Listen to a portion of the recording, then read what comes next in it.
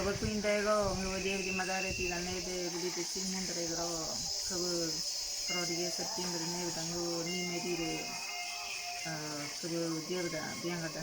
Muy buenos días. Con ustedes pues presentando y felicitando a todas las mujeres hoy el día 5 de septiembre. Y como verá, bonita Gudaguadao, en español mi nombre es Flora Gálata Flores. Hoy el día 5 de septiembre, el día de nuestras las mujeres a nivel internacional, pues la sabiduría que he adquirido de mi ancestro aquí le pondré alguna a la disposición de ustedes, con los cuales nosotros hemos estado combatiendo lo que es el COVID. Aquí les muestro lo que es el eucalipto.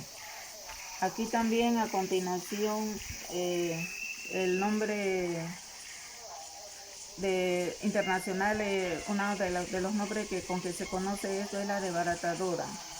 Tenemos aquí también lo que es la paja de limón, pero en esta ocasión hay variedades y esta es la ocasión de la paja de limón de la India. También aquí tenemos lo que es el ajo, también la utilizamos, y también los limones criollos, si no hay criollos se utiliza de la que haya a mano. También tenemos el jengibre, aquí ya machacado, en lo que es la máquina ancestral que siempre se ha utilizado. Aquí tengo la medicina tradicional nuestra, hombre grande.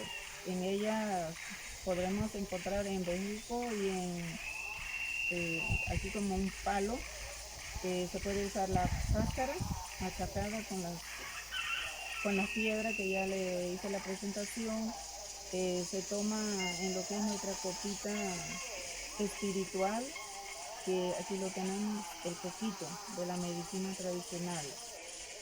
Muy agradecida con el gran espíritu de haberme dado esta experiencia, esta noción, esta sabiduría ancestral, y la cual pues lo pongo a la disposición de ustedes.